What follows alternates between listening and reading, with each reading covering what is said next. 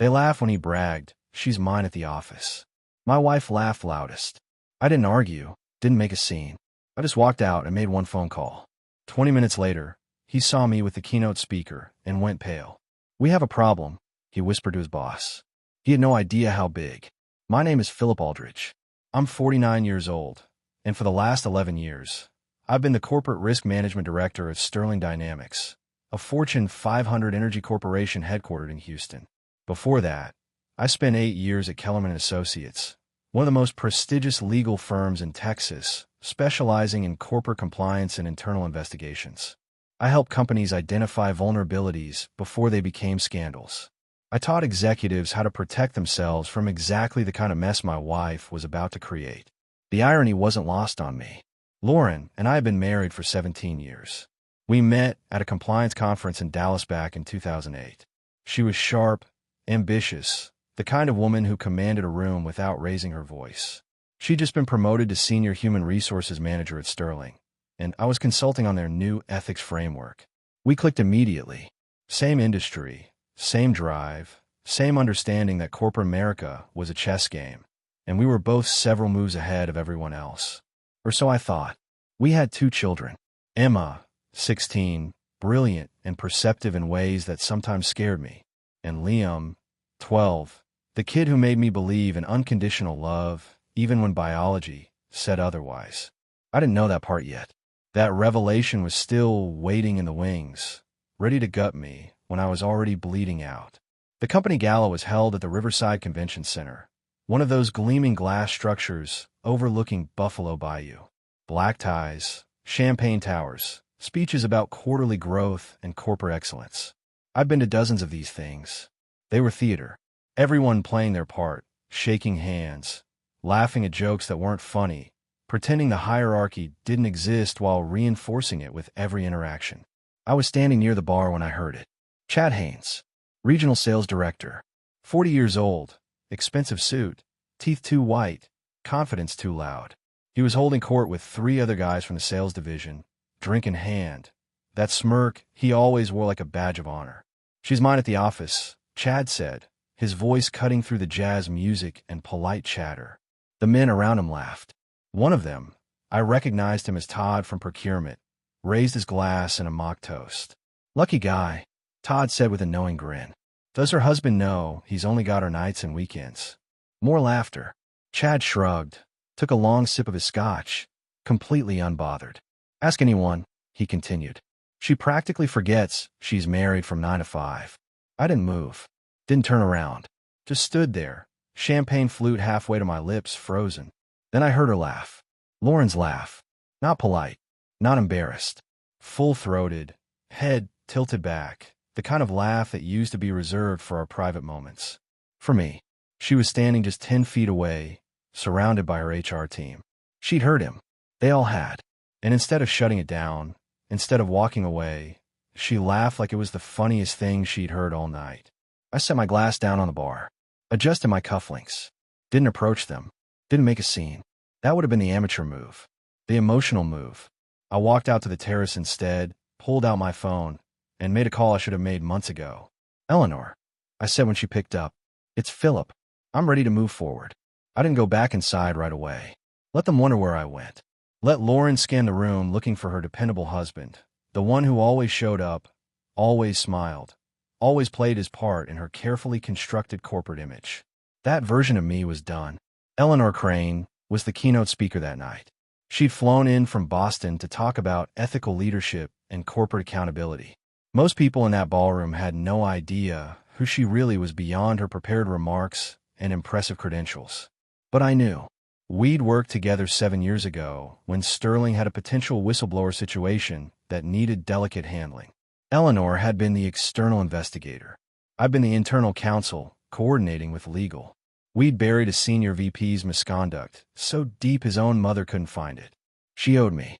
And more importantly, she remembered. I found her near the podium, speaking with Sterling's COO. When she saw me approaching, something shifted in her expression. Recognition. Then calculation. She excused herself smoothly and walked toward me. "Philip," Eleanor said, extending her hand. Professional. Measured. "It's been too long. It has, I replied. Do you have a moment? We moved to a quiet corner table, away from the crowd. I kept my voice low, my posture relaxed. Anyone watching would think we were just two professionals catching up. I need to activate something, I said. That consulting contract we discussed years ago. The one you said you'd keep open indefinitely. Eleanor's eyes narrowed slightly. The ethics review position. Yes, I'm ready to accept it. Quietly. Starting next month. She studied me for a long moment. Eleanor didn't miss much.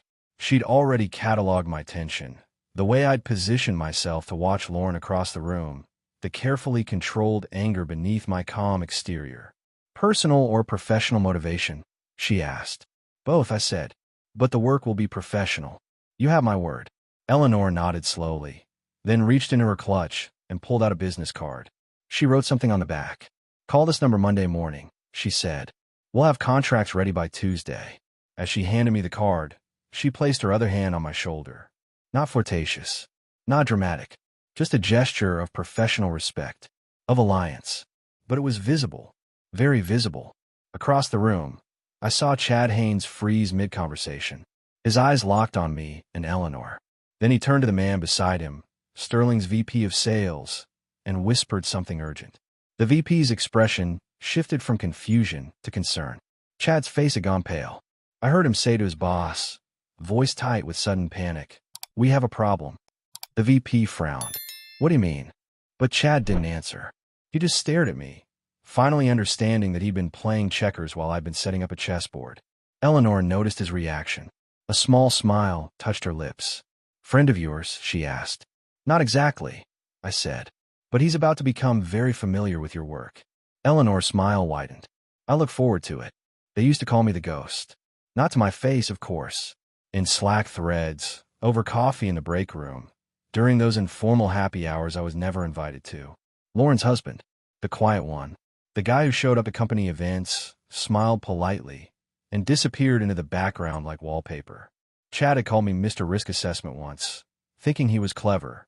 Always calculating, never acting, he'd said with that trademark smirk. He had no idea how right he was. I'd spent 6 months documenting everything. Not because I was paranoid, but because I was thorough. It's what made me good at my job. You don't manage corporate risk by reacting emotionally. You gather data. You build cases. You wait for the perfect moment to deploy your findings. The hotel receipts came first. Marriott, Dallas, filed under client development. Except the client Lauren claimed to be meeting had retired 8 months earlier. I'd verified that with a single phone call. Then came the Slack messages. Lauren had asked me to help transfer photos from her work phone before an upgrade. She'd handed me the device like it was nothing. Just make sure nothing gets lost, she'd said. I'd made sure everything was preserved.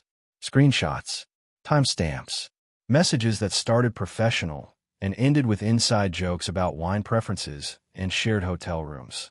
The real smoking gun was buried in our credit card statements. 2 charges, same hotel, same weekend, 20 minutes apart. One in Chad's name for room 817. One in Lauren's name for room 819. Both billed to company cards under client entertainment. Adjacent rooms.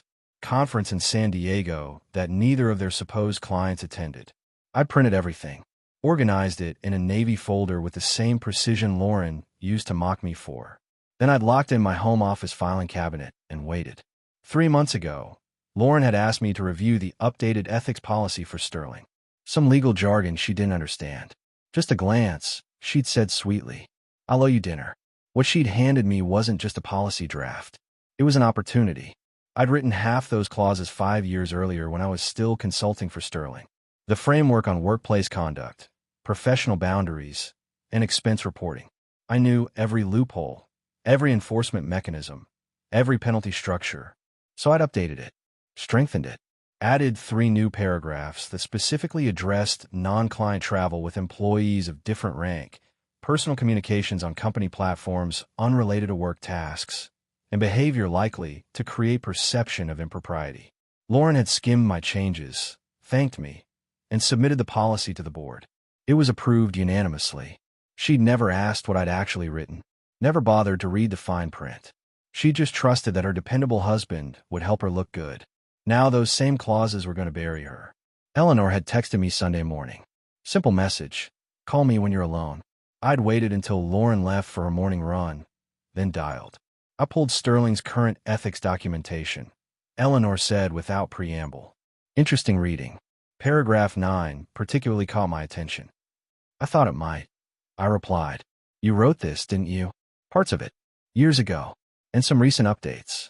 Eleanor laughed. Short and sharp. Philip, you're either brilliant or vindictive. Possibly both. Just thorough, I said. Well, your thoroughness is about to make my job significantly easier. I'll need copies of everything you have. Documentation, communications, financial records. Can you get them to me by Tuesday? Already scanned and encrypted. I'll send you the access codes tonight. There was a pause. How long have you known? 6 months. Maybe longer if I'm honest with myself. And you waited. I waited. I confirmed. Because anger is temporary. But evidence is forever. Monday morning, Lauren came downstairs dressed in her armor. Navy suit, hair pulled back. That expression she wore when she was about to dominate a performance review or salary negotiation. She poured coffee, checked her phone, and barely looked at me. Late meeting tonight, she said. Don't wait up. With Chad. I asked casually, not looking up from my tablet. She froze. Just for a second. Then recovered. What? Chad Haynes. Regional sales. I assume that's who the late meeting is with. Lauren's jaw tightened. It's a departmental review, Philip. Multiple people will be there. Of course, I said. I took a sip of coffee. Met her eyes over the rim. Just curious. She stared at me like she was trying to solve an equation that didn't add up. I never asked about her schedule before. Never questioned her late nights or weekend conferences. For 6 months, I'd been the same predictable husband, asking the same predictable questions, showing the same predictable trust. But something in my tone had shifted. She heard it. She just didn't know what it meant yet. I'll be home by 10, she said finally, grabbing her bag. Take your time, I replied. After she left, I opened my laptop and pulled up the Sterling Company directory. Found Chad's boss, VP of Sales Robert Jennings. Pulled his email, his direct line, his executive assistant's contact information. Then I drafted a message to Eleanor. Subject, timeline. Eleanor, I'd like to accelerate our schedule. How quickly can you initiate a preliminary compliance review at Sterling? Specifically targeting expense, reporting, and interdepartmental conduct policies. I can provide documentation that will justify immediate board attention. Her response came back in under 5 minutes. I can have preliminary findings to the board by Friday. But Philip, once this starts, there's no pulling back. Are you certain? I stared at that message for a long time. Thought about Emma, about Liam, about 17 years of marriage and shared history. Thought about the life we'd built and the lie it had become. Then I thought about Lauren's laugh at the gala. The way she'd thrown her head back, completely unbothered by Chad's public claim on her. The way she'd looked at me this morning like I was furniture. I typed my response. I'm certain. Proceed. That afternoon, Emma came home from school and found me in my office. She knocked on the doorframe, hesitant. Dad, can we talk? I closed my laptop. Always.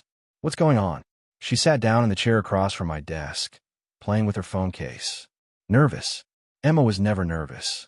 I need to tell you something, she said quietly. And I need you to not be mad at me for waiting so long. My stomach dropped. Okay. Emma took a breath, then pulled out her phone. She opened a folder, turned the screen toward me. I've been recording Mom's phone calls for 8 months, she said. The ones she takes in her car before she comes inside. I didn't know what to do with them. I didn't want to hurt you. But I can't keep pretending I don't know what's happening. The folder contained 47 audio files. I looked at my daughter, 16 years old, carrying this weight by herself for months. Emma, I said carefully, why didn't you tell me sooner? Her eyes filled with tears. Because I wanted to be wrong. I wanted it to be nothing. But it's not nothing, is it? I stood up, walked around the desk, and pulled her into a hug. No, sweetheart. It's not nothing. But you did the right thing telling me now. The email landed in Robert Jennings' inbox at 6:47 Wednesday morning. Subject line, urgent compliance review required. Sender, Eleanor Crane, copied to Sterling's board of directors and general counsel. I knew because Eleanor had forwarded me a copy. The message was surgical.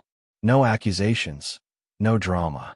Just a formal notification that preliminary findings during a routine ethics assessment had identified irregularities in expense reporting and interdepartmental conduct that required immediate investigation.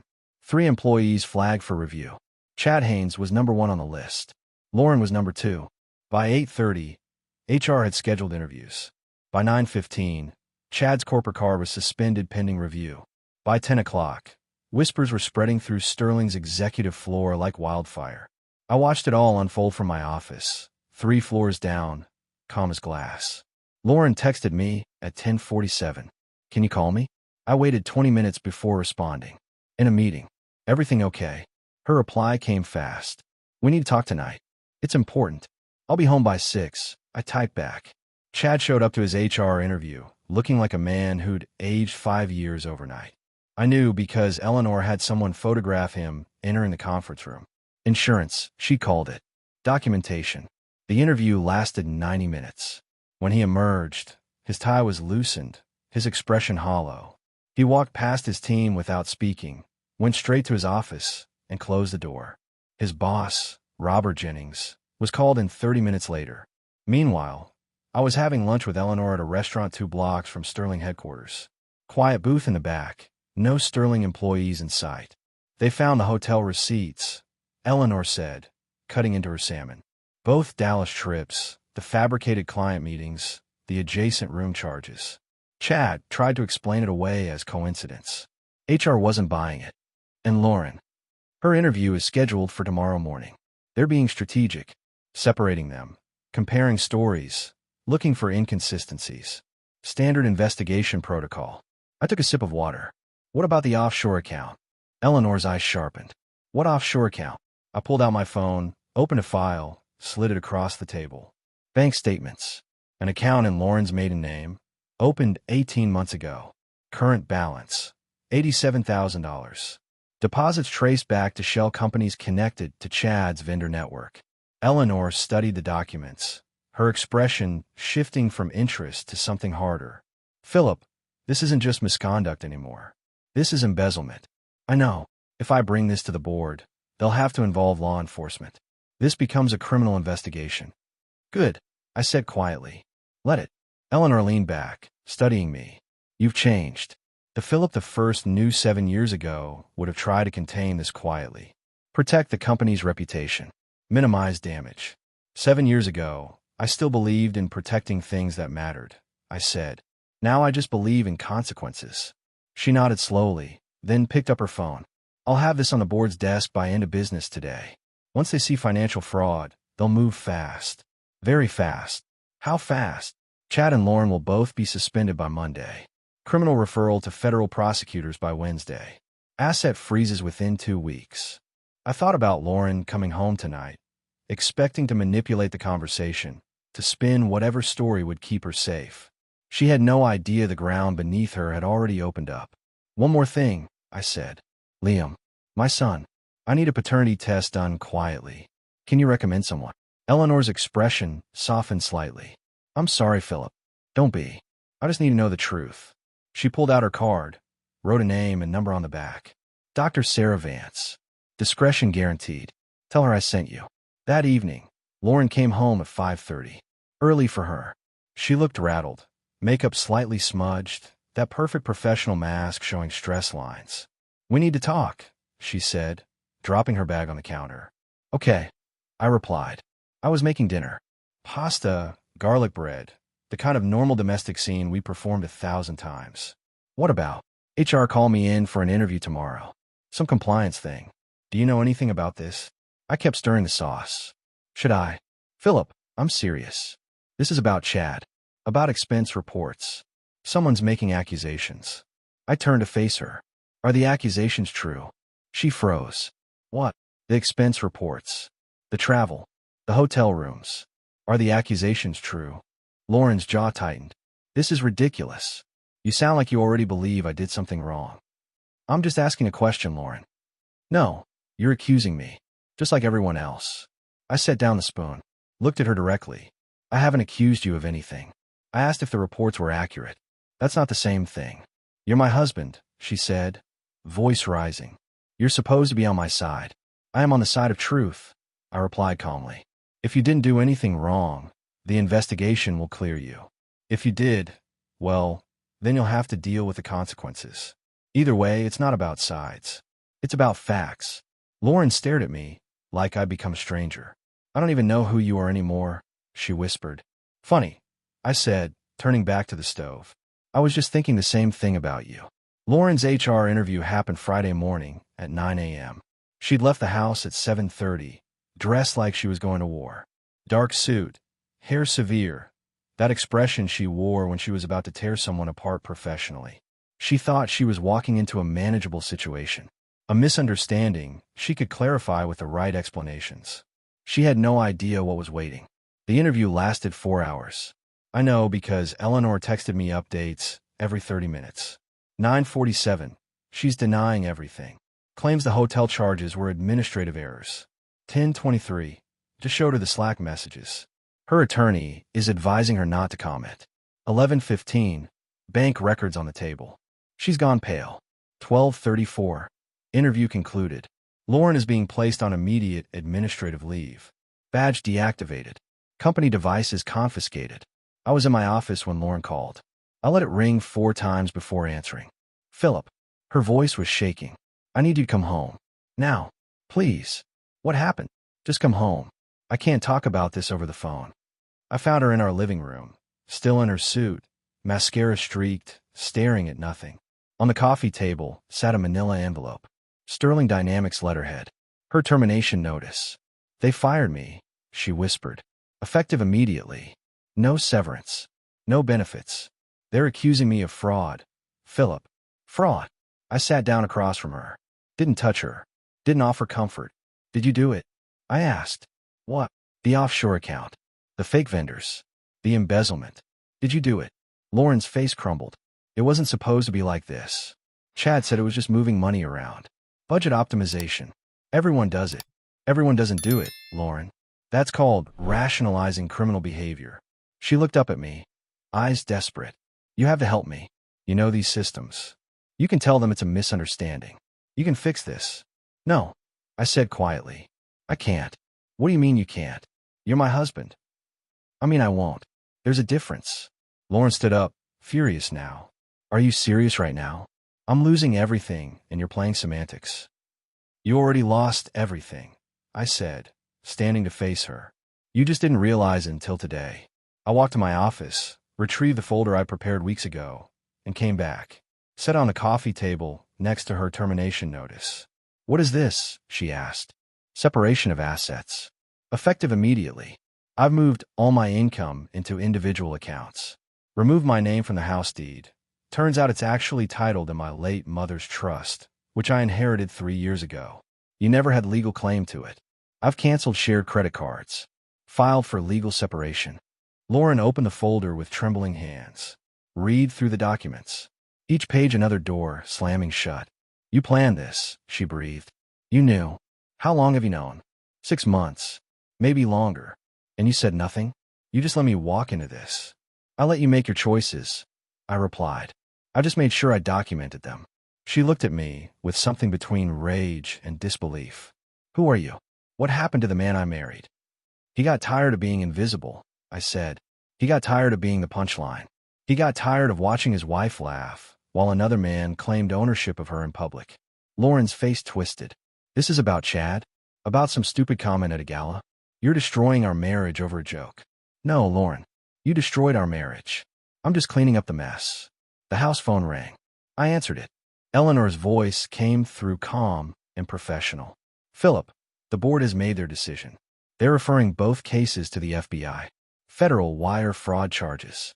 I wanted you to hear it from me first. Understood, I said. Thank you, Eleanor. I hung up, turned back to Lauren. She'd heard every word. Federal charges? She whispered. Philip, please. I made a mistake. I'm sorry. Don't let them do this. It's already done, I said. And honestly, Lauren, I'm not sure you're actually sorry. I think you're just sorry you got caught. I picked up my car keys. Where are you going? She demanded. Out. I suggest you call a criminal defense attorney. You're going to need one. I left her standing in the ruins of the life she'd burned down, and I didn't look back. Dr. Sarah Vance called me on Monday afternoon. I was in my car, parked outside Liam's school, waiting for dismissal. Her voice was professional, kind, the tone doctors use when they're about to change your life. "Mr. Aldridge, I have your results." I gripped the steering wheel. "Go ahead. Based on the DNA analysis, there is 0% probability that you're Liam's biological father." I'd known, suspected for months, but hearing it confirmed still felt like taking a bullet to the chest. "Do you need me to explain the science?" Dr. Vance asked gently. "No, I understand. Thank you, doctor." I hung up and sat there, watching kids stream out of the building. 12-year-olds laughing, shoving each other, completely unaware that their worlds could shatter without warning. Then I saw Liam. He was talking with two friends, backpack slung over one shoulder, that crooked smile that had always reminded me of my father. Except it didn't. It couldn't, because we didn't share DNA. But when he saw my car, his face lit up. He waved goodbye to his friends and jogged over, climbing into the passenger seat. "Hey, Dad," he said, buckling in. "Can we get ice cream?" "Dad." He still called me Dad. "Sure, buddy," I said. "Ice cream sounds perfect." We drove to his favorite place, got 2 cones, sat on the outdoor bench. Liam talked about his math test, about soccer practice, about some video game I didn't understand. Normal 12-year-old stuff. When he paused to take a bite, I spoke. "Liam, I need to tell you something important." He looked at me, chocolate ice cream on his upper lip. "What's wrong?" "Your mom and I are separating, getting divorced." His expression crumbled. "Because of me?"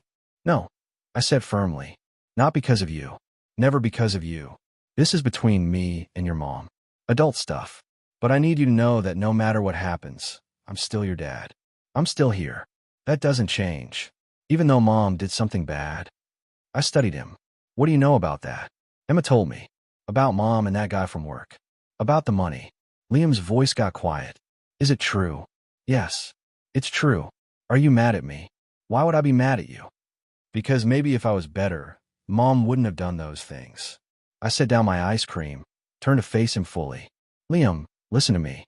What your mother did has nothing to do with you. Nothing. You're a great kid. Smart, kind, funny. Any parent will be lucky to have you, even if you're not my real dad." The question hit like a freight train. I kept my expression steady. "Who told you that?" "I heard Mom talking on the phone last week. She said something about me being someone else's kid, that you'd probably leave once you found out. 12 years old, carrying that fear alone." "Look at me," I said. Liam met my eyes, his own filling with tears. "Biology doesn't make you my son. Love does. Time does. Showing up every day does. I've been your dad since you were born, and I'll be your dad until the day I die. That's not negotiable. Do you understand? But what if the real dad comes back? There is no real dad. There's just me, and I'm not going anywhere." Liam broke down then, 12 years of being a tough kid collapsing into sobs. I pulled him close, let him cry into my shoulder while tourists and families walked past us. "I want to stay with you," he said through tears. "Not Mom. You." "Then that's what we'll do," I promised. "You and Emma both. We'll figure this out together." Later that evening, Emma found me in my office. She'd been unusually quiet since Friday, processing everything happening around her. "Dad, can I ask you something?" "Always. Are you okay? Like really okay?" I considered lying, telling her I was fine. But Emma was 16, old enough for honesty. "No," I said. "I'm not okay. But I will be. We all will be." "I hate her," Emma said quietly. "Is that bad?" "It's honest. You don't have to pretend to feel something you don't." "Did you know about Liam?" "About him not being yours." "I suspected. Now I know for sure." "Does it change anything?" "Not about how I feel about him. But it changes everything else." Emma sat down. "Good. Because he's my brother. I don't care what some stupid test says." "Mine too," I agreed. She pulled out her phone. "I have something else you should see. I wasn't sure if I should show you, but I think you need to know." Another recording. This one from 3 weeks ago. Lauren's voice, talking to someone I didn't recognize. "Philip won't fight me on custody. He's too passive. I'll get the kids, the house, probably half his retirement.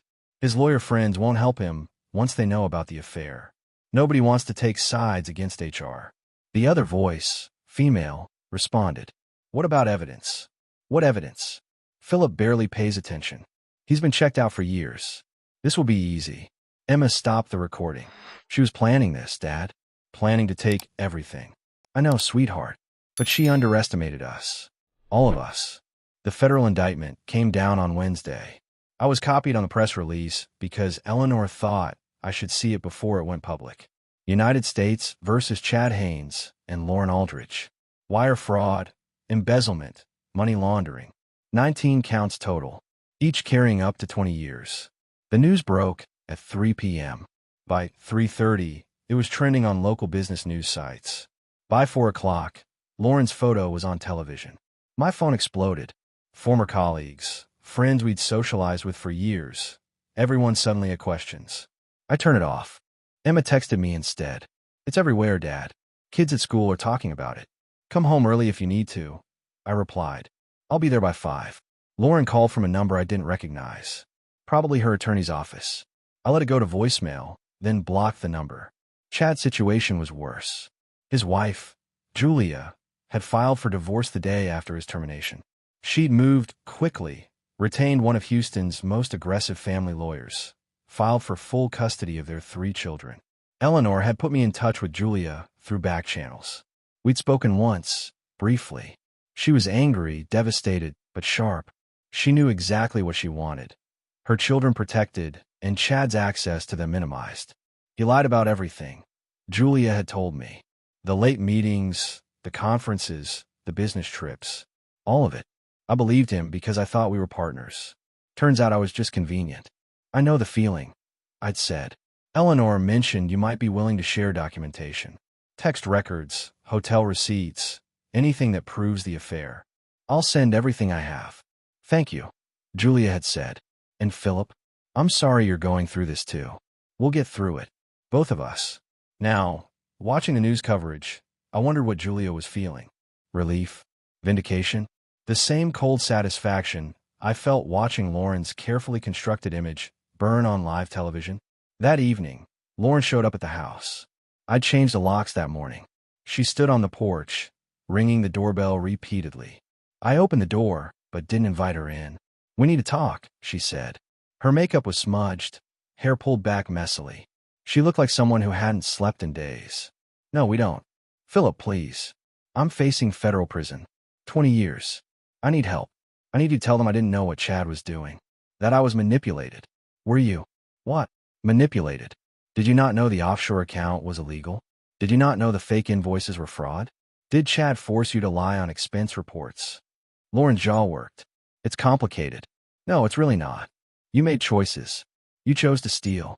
You chose to lie. You chose to betray me and our family. Now you face consequences. That's not complicated. That's justice. You're really going to let them send me to prison?" "I'm not letting them do anything. You did this to yourself. What about the kids? What about Liam and Emma? They'll stay with me. Full custody. You can explain to a judge why you should have visitation rights from a federal facility." Lauren's expression twisted into something ugly. "You self-righteous hypocrite. You think you're so much better than me." "No," I said calmly. "I just think I'm honest about who I am. You've been lying so long you don't even know the truth anymore. I gave you 17 years. And I gave you everything. My trust, my support, my career sacrifices so you could shine. You threw it away for a middle manager and some stolen money. So don't talk to me about what you gave. Talk to your lawyer about plea deals." I closed the door, locked it, walked away while she pounded on it, shouting my name. Emma was standing in the hallway, watching. "Is she going to prison?" she asked. "Probably." "Good," Emma said. Then she turned and went upstairs. Liam appeared from the kitchen. "Was that Mom?" "Yeah, buddy. I don't want to see her." "You don't have to. Ever." I knelt down to his level. "That's up to you. When you're ready, if you're ever ready, we can talk about it. But right now, you're allowed to feel however you feel." Liam nodded, then hugged me tight. "Thanks, Dad. Always, kiddo." The trial lasted 3 weeks. Federal prosecutors presented mountains of evidence. Bank statements, wire transfers, fake invoices, email chains where Chad and Lauren discussed exactly how to hide the money they were stealing. Eleanor testified on day 4. Calm, professional, devastating. She walked the jury through Sterling's ethics policies, the ones I'd helped write, showing precisely how Chad and Lauren had violated every single clause. Julia testified on day 7. She described Chad's lies, the late nights he'd claimed were client meetings, The hotel charges she'd questioned and been told not to worry about. She looked directly at Chad while she spoke. He couldn't meet her eyes. Emma testified on day 9. My 16-year-old daughter, standing in federal court, presenting the audio recordings she'd made. Lauren's lawyer tried to object, claiming illegal wiretapping. The judge shut him down. One-party consent state. Emma was legally in the clear. The jury heard Lauren's voice discussing the affair, planning to drain accounts, laughing about how I'd never suspect anything because I was too passive to notice. Emma walked out of that courtroom with her head high. I'd never been more proud. I didn't testify. Didn't need to. The evidence spoke for itself. The verdict came back on a Thursday afternoon. Guilty on all 19 counts. Chad sat motionless. Lauren broke down crying. Her parents, sitting in the gallery, looked 20 years older than when the trial started. Sentencing was scheduled for 6 weeks later. During that time, Julia and I stayed in contact. Not romantic, not yet. Just two people who understood what the other was going through. We'd meet for coffee, compare notes on custody battles and asset division. She was fighting for her house. I'd already secured mine. How are Emma and Liam? Julia asked one afternoon. Adjusting. Emma's in therapy. It's helping. Liam still has nightmares sometimes, but he's getting better. My kids ask about their dad, Julia said quietly. Want to know when they can see him. I don't know what to tell them. Tell them the truth. Age-appropriate truth. That he made bad choices and has to face consequences. That's what my therapist said. It still feels harsh. Harsh is honest. Lying to protect them from reality just delays the pain. Julia smiled sadly. When did we get so wise?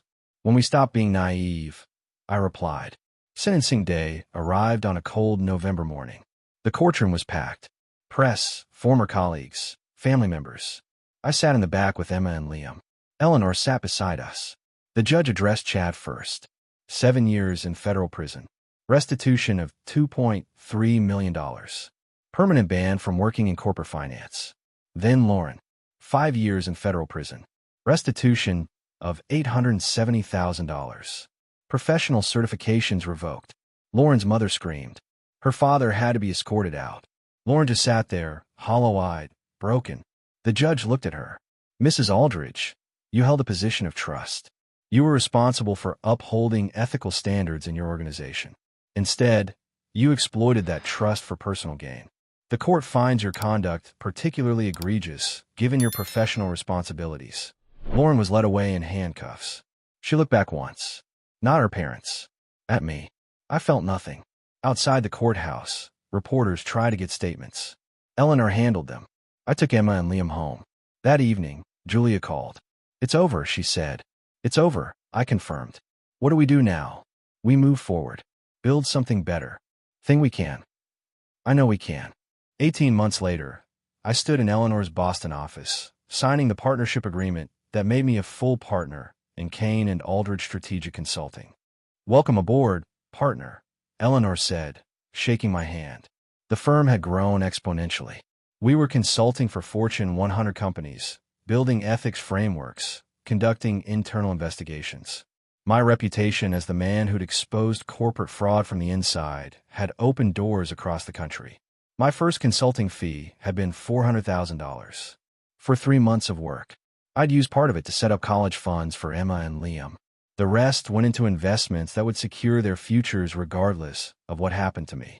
Emma was now 18, headed to UT Austin in the fall on a full academic scholarship. She wanted to study law. Someone has to keep fighting the good fight, she told me. Liam was 14, thriving in middle school, playing varsity soccer despite being the youngest on the team. He'd stopped having nightmares about 6 months ago. Started calling me Dad without the hesitation that used to creep into his voice. Lauren had been released to a halfway house after serving 3 years. Reduced sentence for good behavior. She'd written me twice. I'd returned both letters unopened.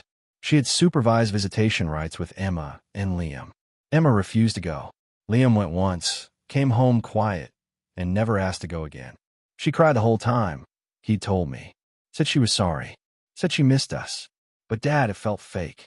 Like she was sorry she got caught. Not sorry for what she did. You don't owe her forgiveness, I'd said. Only honesty about how you feel. I feel like she's a stranger. Then that's okay. Julia and I had started dating about 8 months after the trial ended. Slow, Careful, both of us damaged but healing. Her kids and mine got along well. We'd taken a trip to the coast last summer, all 5 of us, and it had felt surprisingly normal. She was talking about moving to Houston. Her teaching credential would transfer. We could combine households, build something stable for the kids. I wasn't ready to remarry. Maybe I never would be. But I was ready to trust again. To try again.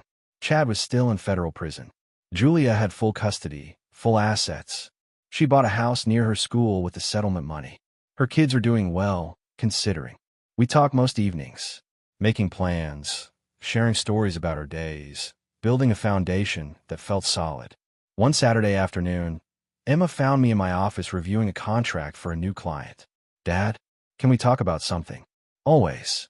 She sat down, nervous in a way that reminded me of when she'd first shown me the recordings. "I've been thinking about writing a book. About what happened. About corporate fraud and family betrayal, and how we survived it. That's a big project. I know, but I think people need to hear these stories. Not just the legal stuff, but the human cost. What it does to families. I study my daughter, 18 years old, and already wise beyond her years. If you write it, I'll read every draft," I said. "And I'll support you however you need. Even if I talk about Mom. About the hard stuff. Especially then. Truth matters, Emma. Even when it hurts." She smiled. "You taught me that. You learned it on your own. I just showed you it was worth learning." That evening, I stood on my back porch watching the sun set over Houston. My phone buzzed. Text from Julia. "Dinner tomorrow. My place. Kids want to try out that new pizza recipe." I smiled and typed back. "We'll be there. Liam's bringing dessert." Another text came through. This one from Eleanor. "Book deal came through. Publishing house wants your story. 7 figures. Interested?" I stared at that message. 7 figures to tell the world what Lauren and Chad had done. What it cost. What I'd built from the ruins. "Yes," I typed. "Let's do it." Because silence had served me well when gathering evidence. But now was time to speak. Not for revenge. Not for vindication. For everyone still sitting in the dark, wondering if they were crazy for suspecting. Wondering if they were paranoid for keeping records. Wondering if leaving would be worth the pain. They needed to know. It was worth it. All of it. The pain, the exposure, the rebuilding. Everything. Some people spend their lives chasing revenge. I spent mine building something better. And that, in the end, was the real victory.